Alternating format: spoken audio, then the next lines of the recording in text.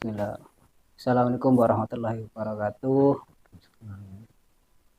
Selamat malam para pemirsa NUTV Yun. Kembali lagi dengan saya Hari Saputro di acara Pojok Nahdien. Di edisi kali ini kita akan berbincang-bincang dengan Bapak Titus Triwibowo. Iya. Kita akan berbincang-bincang tentang budaya dan spesifiknya nanti kita akan belajar tentang pertunjukan seni yang beliau tekuni, yaitu tentang drama radio. Sebelumnya apa kabar Pak Titus? Baik, Gus Haris. Saya panggilnya Gus.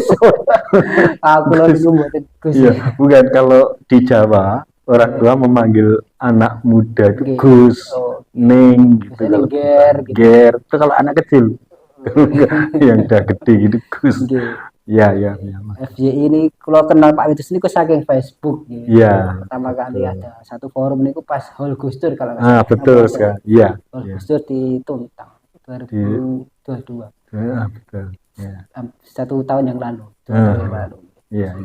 Sering komunikasi untuk tanya tentang masalah budaya ataupun masalah yang ada di bukan masalah sih artinya bincang-bincang ringan tentang budaya. Terima kasih Pak Titus sudah mampir di sini. Saya juga terima kasih sudah diundang di NUTV ini. Sesuatu banget buat saya. Iya. Ya, untuk mulai perbincangan kita pada malam hari ini, ingin bertanya Pak Titus. Budaya menurut Pak Titus itu apa? Iya, budaya kan dari kata budidaya. Ya, jadi segala sesuatu yang diciptakan oleh manusia itu menjadi budaya yang baik ya, dalam arti kata seperti itu. Jadi apapun yang kita lakukan itu adalah budaya, tapi jangan disarukan dengan budaya yang jelek. Ada budaya jelek, ada budaya yang bagus. Saya lebih cenderung pada budaya bagus tadi. Ya, itu secara umum seperti itu. Ya. Lantas kalau orang yang dalam tanda kutip pantas dilabeli orang budayawan itu bagaimana Pak? Iya, itu budayawan itu sebetulnya kalau menurut saya secara pribadi kita semua adalah budayawan. Karena kita berperilaku berbudaya itu pandangan pribadi saya, tapi terkadang memang agak dipersempit. Orang lebih spesifik lagi menyebut seseorang dikatakan budayawan manakala dia sudah berkecimpung di dalam budaya, dia pakar budaya, ya menghasilkan sesuatu karya yang berarti bagi budaya itu sendiri. Itu yang ini lebih ini.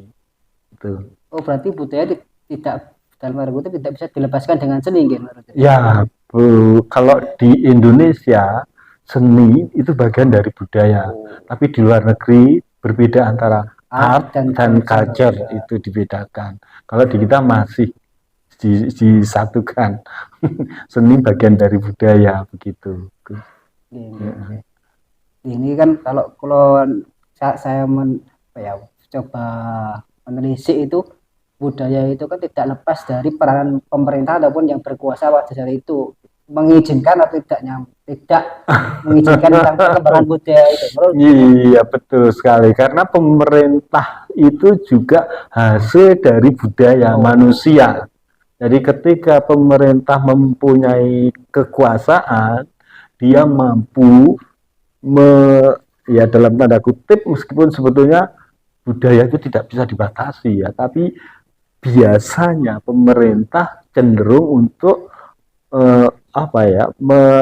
menggulkan kekuasaannya dengan membatasi budaya-budaya, bahkan dalam tanda kutip menunggangi budaya itu juga. Apalagi di tahun-tahun politik seperti ini. Kerap kali budaya juga dijadikan alat untuk berpolitik. Karena politik memang bagian dari budaya sendiri. Ya. Untuk for your information GFJ itu teman-teman, Pak Dus ini kemarin baru saja merayakan ulang tahun yang ke-68. 68 sudah tua.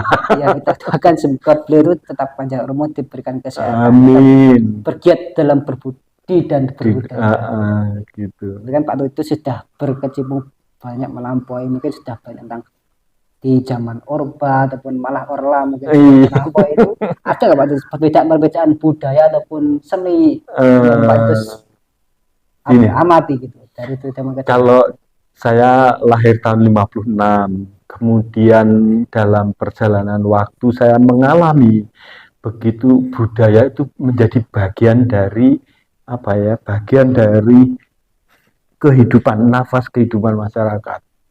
Dulu terkenal sekali menjelang tahun 65, itu sekitar tahun 64, 63 itu Nasakom, Nasional Agama Komunis.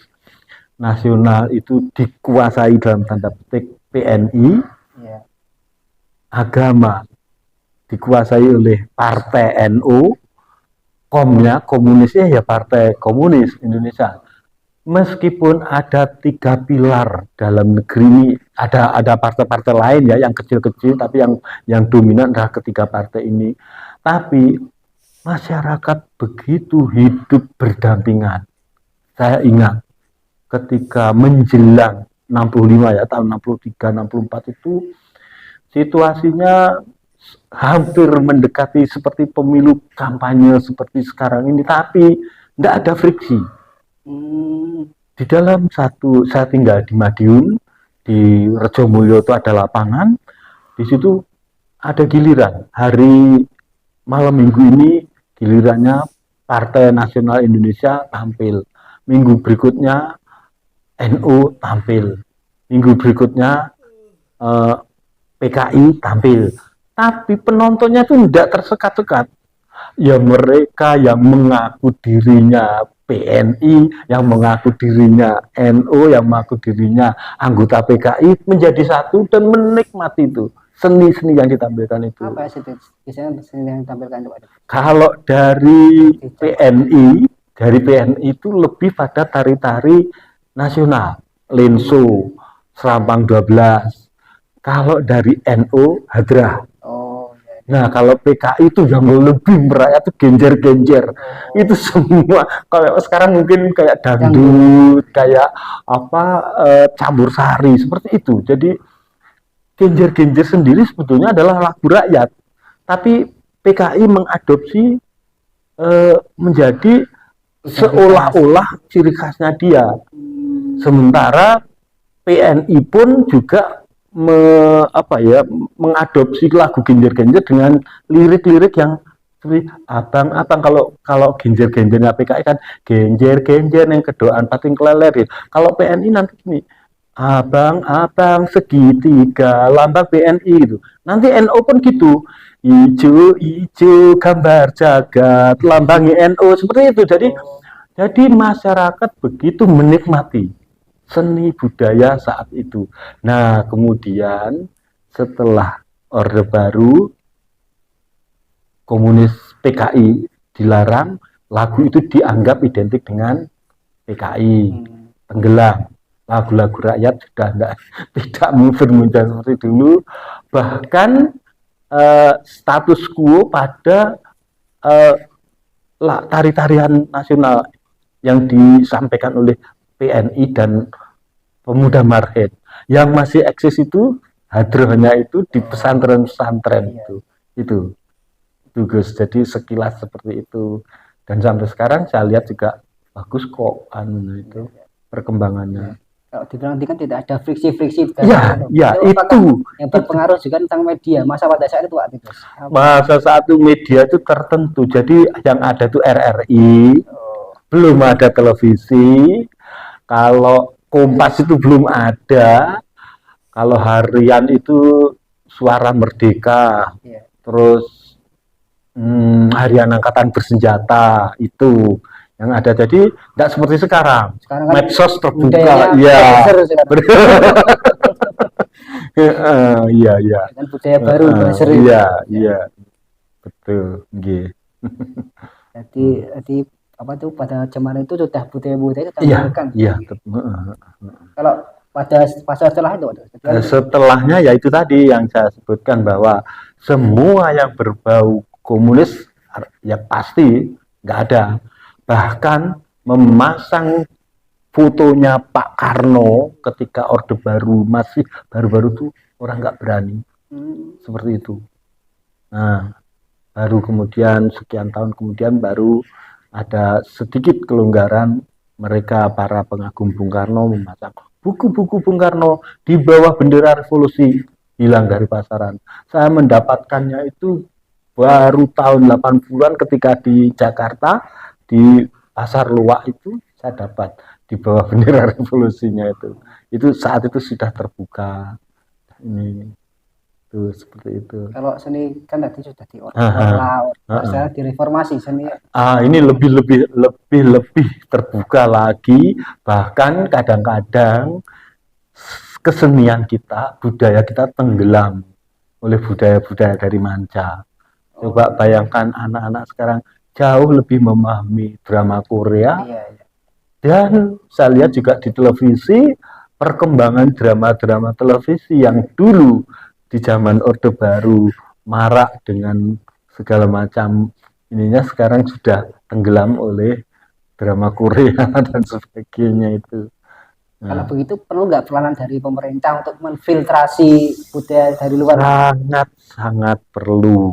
Nah, ini saya masih ingat ketika tahun 80-an film-film telenovela yang bercorak Amerika Latin, Iya.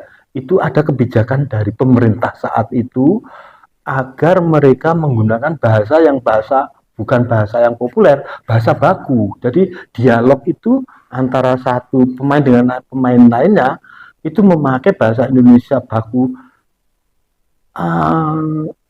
Betty Lavea, kemanakah engkau hendak pergi? Nah, hal-hal itu sebetulnya Oh, saya lihat salah satu bentuk filter bagaimana orang melihat drama-drama sabun yang dari telenovela Amerika Latin itu iya. menjadi Indonesia. Itu Oh, upayanya seperti itu yang saya lihat, itu upaya positif.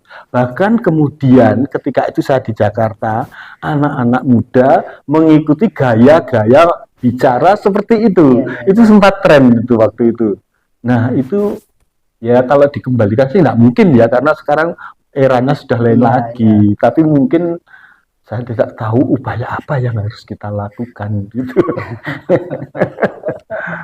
Ya Oh, mungkin jadi pemerintah itu tuh ya, memang Pak iya Patas iya dulu sempat kan juga sempat menangi macam telenovela. Mana kan iya banyak bahasa baku yang iya digunakan. iya Ternyata iya emang ada. dibuat ada misi tersendiri dari Oh, pemerintah supaya tidak terlarut di dalam budaya Amerika Latin. Jadi seolah-olah itu adalah film Indonesia dengan gaya bicara bahasa baku Indonesia. Nah, bahkan sekarang apakah pembinaan bahasa Indonesia itu masih ada? Sudah tidak ada lagi. Dulu ada acara pembinaan bahasa Indonesia oleh Pak Anton Mulyono, Pak Yus Badudu dan sebagainya itu. Saya tidak tahu, mungkin ya mudah-mudahan ini didengar oleh iya, iya. pemegang kebijakan yang akan memberikan sesuatu lagi. Karena bagaimanapun juga budaya kita adalah hal yang bisa, maaf ya dalam tanda kutip, kita jual di manca. Iya, Kalau kita mau bersaing dengan teknologi kalah, ya seperti itu. Budaya yang harus kita iya. kembangkan. Apalagi kan kalau orang dari luar pasti yang dipelajari pertama kali di sini Iya, budaya, budaya itu. budaya dan bahasa. Mata itu yang di kuliah lulusan S2. UIN kan kayak pasti ada mahasiswa dari manca, dari Afrika ataupun dari Timur Tengah itu kan dia itu jadi apa ya istilahnya membantu tutur berbahasa, istilahnya begitu. Ada gate untuk belajar bertutur bahasa. Jadi diajarkan juga bahasa-bahasa baku, jadi nggak bahasa slang. Ya, ya, ya. Anak-anak muda diajarkan bahasa-bahasa baku. Kalau sekarang kalau panjang dengan sekarang itu budaya yang berpotensi untuk Indonesia itu apa? Kalau uh, film-film drama di televisi kalah kita terus terang dengan drama Korea itu ya. Jadi mungkin yang bisa kita kembangkan adalah membentuk seperti kalau di Kediri itu ada kampung Inggris. Oh ya. Apa salahnya kalau misalnya di Madiun ini ada kampung Jawa. Nanti mungkin di tempat lain ada kampung Makassar, Iya, kampung iya. Bugis. Nah, di situ dikembangkan budaya-budaya lokal yang akan menjadi fondasi bagi budaya kita. Itu Itu saya sempat mengajukan proposal di program kreativitas mahasiswa kampung berbahasa Jawa, tapi kalah, tidak masuk. Ya, mungkin pada saat itu kurang tren. Iya. Dan saya agak pesimis, apakah bahasa Jawa itu dalam kurun waktu 100 tahun kemudian masih eksis, karena saya lihat di antara anak-anak kita itu sudah tidak berbahasa Jawa. Tapi ya nggak apa-apa, sepanjang sekarang masih ada, ya kita kembangkan itu. Tuh. Kadang ngomong 25 nggak selangkung. Iya betul. Kali doso gangsal. Nah itu kali doso gangsal. 25. Gendul itu kadang sekarang nggak ngerti. Iya. Sekarang botol. Iya. Diklik atau juga nggak ngerti. Betul sekali. Ya entah siapa harus mengucapkan kita nggak ngerti. Wanita ya orang tua di rumah tetap ngajar. Iya. Kadang orang tua sekarang kan malu kalau dipanggil bapak ibu, pengennya papa mama. Rumah pinggir kali ya papa mama. Iya. Kalau gitu kita berbicara tentang yang ditekuni sekarang ya, sandiwara radio. Untuk mengenal sandiwara radio pertama kali dari mana Pak? Saya waktu kecil dulu suka mendengarkan, karena memang belum ada televisi ketika saya kecil, sandiwara radio yang berbahasa Jawa itu dari RRI Yogyakarta. Itu sangat-sangat seperti membuat candu. Jadi tiap malam Senin atau malam Minggu itu jam 9 malam sampai jam 10 itu disajikan sandiwara radio berbahasa Jawa. Jadi kadang-kadang ceritanya cerita-cerita yang sederhana, tapi dibawakan oleh mereka. Salah satu yang masih saya ingat itu pemainnya adalah yang menjadi penyiar televisi itu Hasan Azhari Oramahi. Itu dulu pemain sandiwara radio RRI Jogja. Terus Hastin Atas AC itu yang perempuan. Jadi saya hanya mendengarkan tapi sangat-sangat menikmati, dan itu anak-anak seusia saya ketika itu, saya bangsa kelas 2, kelas 3, kelas 4 SD itu sudah kecanduan sandiwara radio itu. Dan setelah kemudian booming televisi, tenggelam oleh televisi, sampai sekarang radio itu sudah hanya beberapa gelintir, yang lebih banyak para budayawan yang mencoba untuk memahami siaran-siaran radio, drama radio, sandiwara radio itu. Seperti itu. Dari itu kan nanti di umur 5 6 SD mulai mendengarkan sandiwara. Iya. Trigger untuk mulai menyukai, pengen belajar itu kapan? Kalau belajar, saya terus terang saja saya tidak memiliki dasar-dasar yang kuat tentang sandiwara radio. Tapi karena keadaan, saya dalam tanda kutip dipaksa secara positif untuk mempelajari sandiwara radio itu tadi. Jadi kira-kira 10 tahun yang lalu saya bergabung dengan komunitas kajian bahasa sastra dan budaya Jawa, itu namanya Setiotomo. Dia mendapatkan slot di RRI untuk acara sarasehan budaya Jawa ya. Saya ikut dengan pengantar bahasa Jawa. Kemudian di situ dibahas ya, jadi ceritanya ya semacam begini, sarasehan diikuti oleh beberapa orang, dialog, membahas sesuatu topik-topik tertentu. Kok saya lihat memang di situ bapak-bapak yang rata-rata usianya sudah 70 tahun, sudah pensiun. Jadi mereka yang interest di bidang budaya, ya budaya Jawa, ya beliau-beliau. Terus kemudian keluar ide saya, Pak, bagaimana kalau kita buat sebuah mini drama? Katakanlah kita mau bicara tentang unggah-ungguh basa. Ya sajikan saja adegan bapak, ibu, anak. Bagaimana bapak dengan ibu bercakap-cakap dalam bahasa Jawa memakai bahasa unggah-ungguh basanya. Kalau anak, bagaimana dia harus menggunakan bahasa kromo. Nah, seperti itu. Dan itu ternyata mendapat respon positif dari pendengar. yang interaktif itu lebih banyak. Kemudian saya kembangkan lagi, lebih agak dramatis itu ya. Saya ambil cerita-cerita dari Mahabharata. Nah, di situ hanya saya memang agak aneh dipandang oleh bapak-bapak karena saya membuat cerita drama mini Mahabharata itu tidak sebagaimana yang ada di situ. Katakanlah misalnya tentang cerita Karno Tanding. Dalam Karno Tanding itu pertempuran antara Kurawa dan Pandawa. Pandawa diwakili oleh Arjuna, Kurawa diwakili oleh Adipati Karno. Nah, di dalam cerita yang sebenarnya itu ada dalam Mahabharata, ada episode Bhagavad Gita. Itu kegundahan Arjuna ketika dia harus menghadapi kakak-kakaknya, saudara kandungnya. Nah, disitulah kemudian Kresna sebagai titisan Wisnu, dia berlaku sebagai Tuhannya si Arjuna ini, memberikan ajaran Bhagavad Gita. Nah, saya balik, yang galau bukan si Arjuna tapi Adipati Karno. Tadinya mendapat tentangan, tapi maksud saya begini, hanya memberikan suasana yang berbeda. Itu aja. Saya tidak ingin mengubah cerita konten Bhagavad Gita, ajaran itu kan, ajaran suci itu tetap. Hanya ini si Adipati Karno ini gundah, dia menghadapi adiknya. Nah itu ya sempat pro kontra juga karena tidak biasanya orang membuat cerita seperti itu, dan akhirnya ya malah mendapatkan respon positif dari pendengar. Belakangan saya kembangkan sekarang seperti Rahwana yang saat itu dituduh sebagai penculik cinta.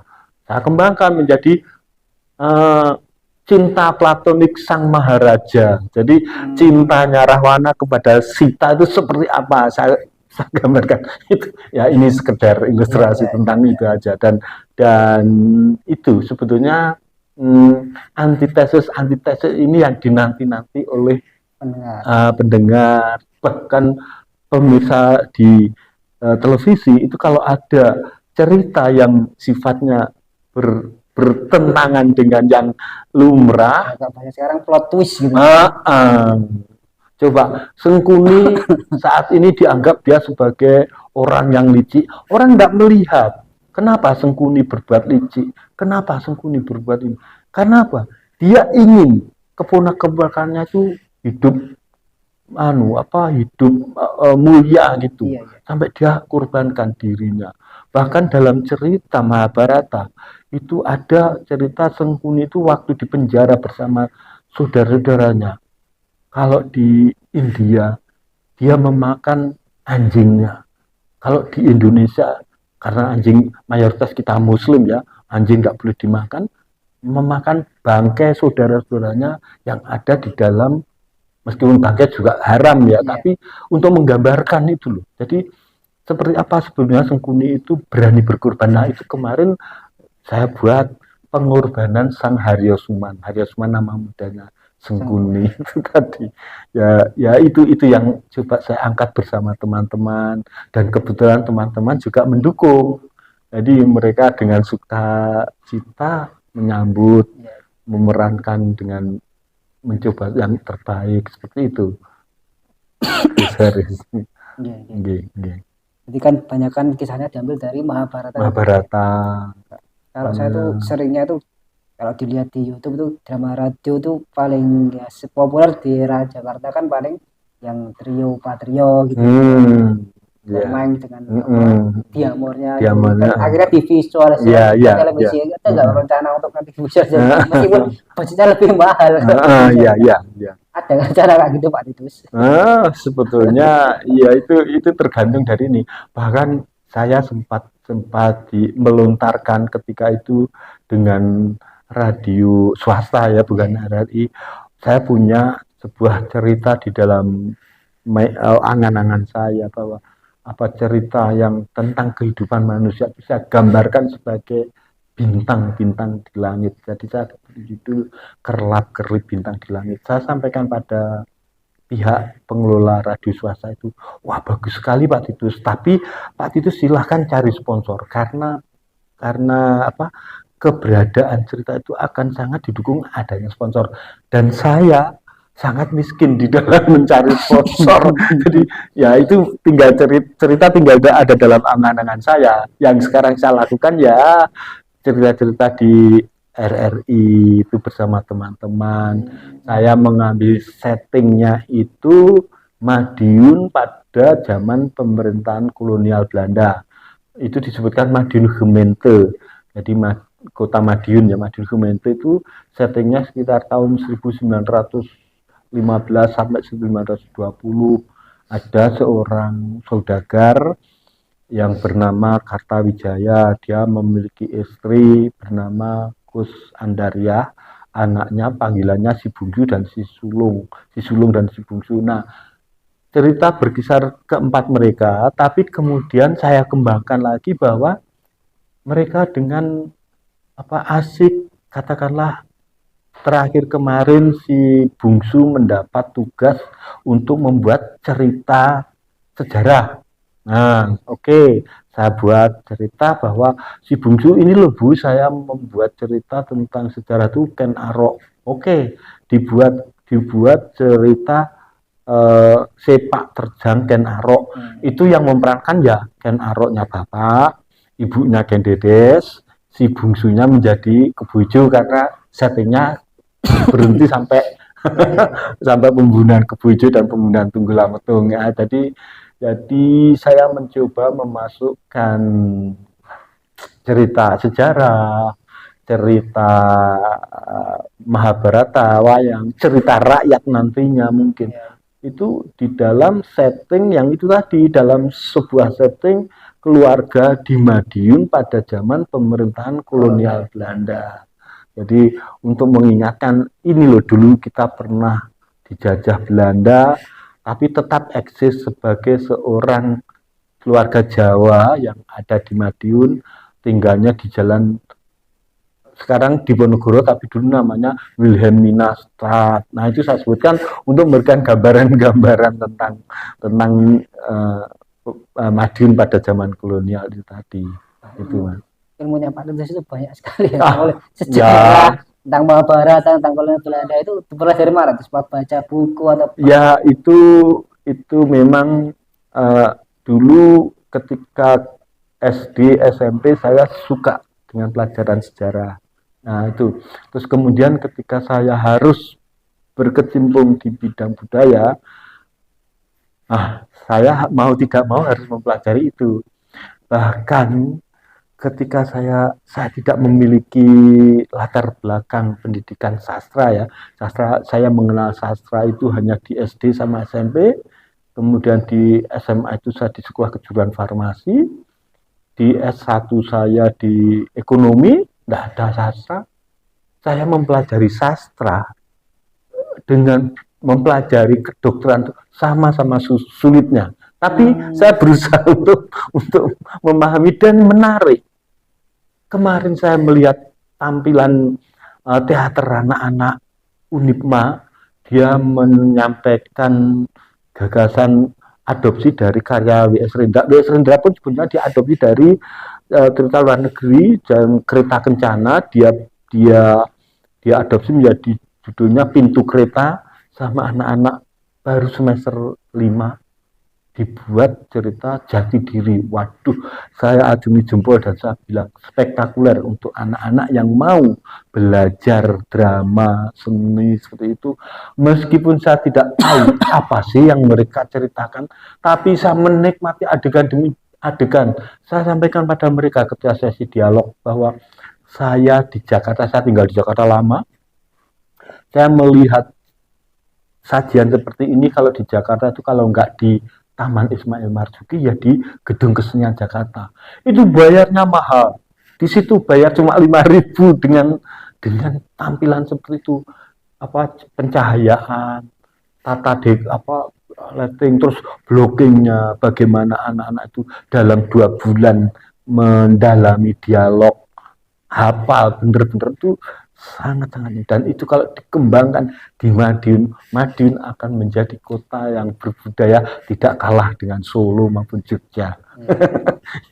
Itu kesaris. Jadi flashback lagi tentang budaya Pak. Tokoh budayawan yang dengan idolakan itu sudah. Saya kalau di Indonesia ini saya suka sekali. Nggak dari era dulu sampai era sekarang. Saya suka Umar Khayyam.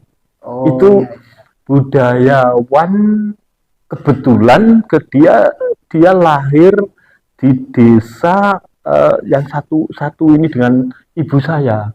Ibu saya itu di desa di kecamatan sini, sekarang sini Ngawi ya, kabupatennya Ngawi. Sini itu sebuah kota kecamatan baru setelah kita merdeka. Jauh hari ketika zaman penjajahan Belanda itu ada kota kewedanan Ngrambe. Nah, orang lebih mengenang Ngrambe dibanding sini. Jadi di Ngrambe itu ada perkebunan teh, perkebunan karet. Nah, di situ dulu para underneming ya, orang-orang Belanda, sinyo-sinyo Belanda tinggal di situ, dan itu ada percampuran, persinggungan budaya.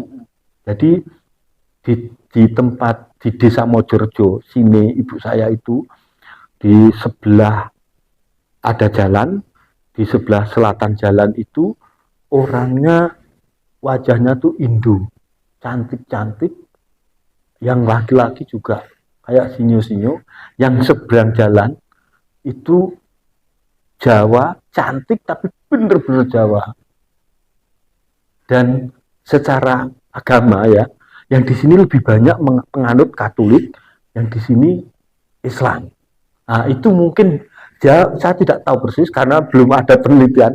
Mungkin zaman dulu ada persinggungan budaya, ada mungkin perkawinan, ya kalau sekarang kawin siri atau apa seperti itu, sehingga ini agak menyimpang, tapi saya bicarakan tentang persinggungan budaya itu tadi.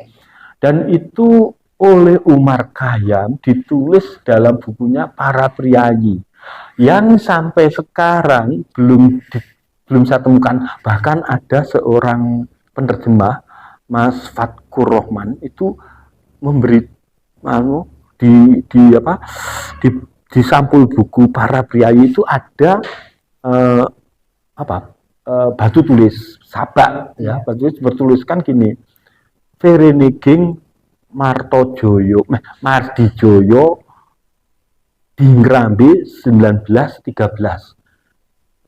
Di bukunya itu tidak ada tentang itu. Saya baru tanya keponakan saya yang bekerja di Kearsipan Jakarta, mungkin nanti bisa dikemukakan. Jadi ada sesuatu, karena kalau analisis saya bahwa Umar Khayyam itu termasuk priyayi. Kalau dalam masyarakat Jawa ada priyayi, ada wong cilik ya, masyarakat biasa. Nah, itu dulu zaman penjajahan, mereka yang bisa belajar sampai sekolah mulu ke atas, mulu itu SMP ya sekarang, mulu AMS itu SMA, itu hanya mereka yang beranakan Belanda, para priyayi, terus kemudian keturunan Tionghoa. Nah, itu masyarakat kelas menengah bawah tuh nggak bisa sekolah sampai bergaul dengan ini. Nah, mungkin foto itu, karena foto itu juga para orang-orang yang berpakaian Jawa berduduk di ini, dan ada tulisan itu tadi. Ini menjadi PR bagi saya untuk menelusuri tadi. Kembali lagi pada Umar Khayyam, dia seorang budayawan yang sangat-sangat konsisten dalam penulisan buku, terutama tentang budaya Jawa. Dan jangan lupa, Bapak bangsa kita, Gus Dur, itu juga budayawan yang sangat-sangat mumpuni. Dan meskipun beliau sudah tidak ada, namanya itu tetap dikenang oleh orang-orang Indonesia. Itu dua yang saya sebutkan namanya, dan mungkin kalau ini terlalu banyak. Kalau dari sosok Gus Dur sendiri yang paling jenengan ingat? Saya kesederhanaannya, saya ketika dulu Gus Dur mendirikan Forum Demokrasi bersama Romo Fran Magnis Suseno, itu saya hadir di Jakarta tahun 80-an. Jadi di situ tidak ada sekat antara Gus Dur sebagai senior, waktu itu belum ini ya, belum menjadi presiden, masih melontarkan gagasan forum demokrasi itu, dengan saya waktu itu belajar di jurnalistik di lembaga PS Dr. Sutomo di Jakarta. Jadi ya itu tadi yang tidak ada sekat, dan jok-joknya tuh yang ya termasuk gitu aja kok repot dan gitu-gitu dan sebagainya. Itu saya apa ya, ya merakyat lah, itu yang saya tangkap dari sosok Gus Dur ini. Kalau siapa Umar Khayyam, memang dia seorang priayi, tapi dia bisa menempatkan diri di lini apapun di masyarakat itu. Ya. Kalau sekarang kan banyak kan kita ngomongin tentang penulisan, buku-buku yang baca. Sekarang tuh ada tuh lagi baca buku apa? Aduh, saya termasuk, bahkan ketika jadi mahasiswa dulu, termasuk manusia yang malas baca buku. Tapi kemarin ada anak muda di Madiun yang menulis tentang, itu kumpulan puisi, portal menuju gelang-gelang. Itu dia memakai nama Vileski, nama samarannya. Nama aslinya Viles Walida Tanjung Viles, nama aslinya. Dia pakai nama Vileski. Di situ di puisinya itu saya menikmati, bahkan saya bisa terbawa gelang-gelang. Tahu kan jenengan bahwa gelang-gelang itu adalah peninggalan kerajaan yang ada di Madiun dulu, bekas Mojopahit ya, kerajaan Mojopahit yang sampai sekarang ada di Ngurawan itu. Jadi seperti saya diajak masuk dalam situ. Di situ digambarkan, katakanlah misalnya tentang pengkhianatan. Nah, dia puisinya itu berbicara tentang pengkhianatan, itu sampai kita dibawa seolah-olah benar-benar iya benar-benar dikhianati, atau bahkan saya mencoba untuk masuk untuk mengkhianati, siapa ya yang harus saya khianati gitu. Nah, itu kan menjadi apa ya, kalau saya pernah ketemu dengan penulisnya juga ya, kalau Pak Titus terpicu oleh tulisan saya, artinya saya berhasil dalam tanda kutip mengecoh, ya bukan mengecoh ya, mengecoh dalam tanda positif ya, mengecoh pembaca sehingga dia benar-benar terbawa, bahkan kalau perlu terilhami untuk menuliskan puisi balasan, atau mungkin saya kepinginnya nanti suatu saat saya bentuk dalam prosa, saya bentuk saya tulis dalam bentuk fragmen mini, drama mini tentang pengkhianatan itu tadi, contohnya seperti itu. Jadi ada sesuatu yang bisa menginspirasi orang lain, itu penulis yang berhasil itu. Tapi ya pembaca yang berhasil harusnya juga terinspirasi, sebab kalau kita membaca kemudian lewat saja, enggak ini kurang, bagi saya loh ya, kurang apa ya, kurang memberi warna dalam hidup sendiri, hidup kita gitu. Kalau film-film sekarang Pak itu masih nonton apa? Enggak menonton, tapi kadang-kadang saya harus, kalau mencari referensi, saya buka di medsos gitu.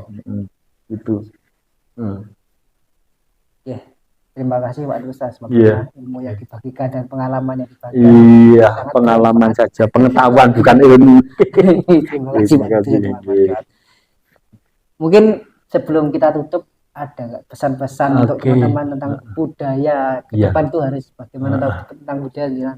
Iya, bagi pemirsa NUTV, saya kayaknya kalau menghimbau, saya bukan penghimbau, tapi saya hanya berpesan bahwa bagaimanapun juga budaya kita itu adalah sesuatu yang menjadi milik kita, dan itu bisa kita kembangkan lebih bagus lagi.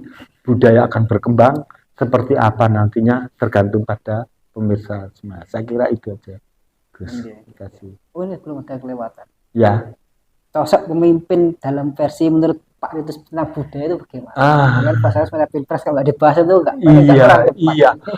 Pemimpin yang tanggap budaya ya dalam terminologi saya, tanggap budaya itu dulu. Jadi dia harus mampu menyerap aspirasi masyarakat kita. Budaya yang tepat untuk masyarakat ini belum tentu cocok untuk masyarakat yang lain, dan itu harus bisa memilah-milah. Dan itu tadi, baik lagi, itu akan berkembang sesuai dengan tuntutan zaman. Saya kira itu, Gus. Oke, terima kasih Pak Titus atas kasih. pengalaman yang telah dibagikan Iya, kepada kami dan terima juga kasih. pemirsa NTV Madiun. Semoga bermanfaat untuk kita semua. Semoga Pak Titus juga diberikan kesehatan Amin. untuk Terima tetap kasih. berkarya di budaya. Iya. tetap Oke. diberikan senantiasa diberikan lindungan oleh Tuhan Yang Maha Esa, Amin. berikan Iya. kekuatan untuk menghadapi tahun-tahun ini. Iya, iya, iya. Oke. Enggak sampai budaya jangan sampai dijadikan untuk Iya. politik lagi. Iya. Meskipun itu sudah cukup kecil kemudian. Iya. Oke, terima kasih pemirsa atas perhatiannya, atas atensinya, atas waktunya telah menyimak obrolan kami. Saya sampaikan ucapan terima kasih. Kita jumpa lagi di pojok Nadien edisi selanjutnya. Tuliskan di kolom komentar siapa lagi yang harus kita undang. Jangan lupa komen, like, dan share. Akhirul kalam, wassalamualaikum warahmatullahi wabarakatuh.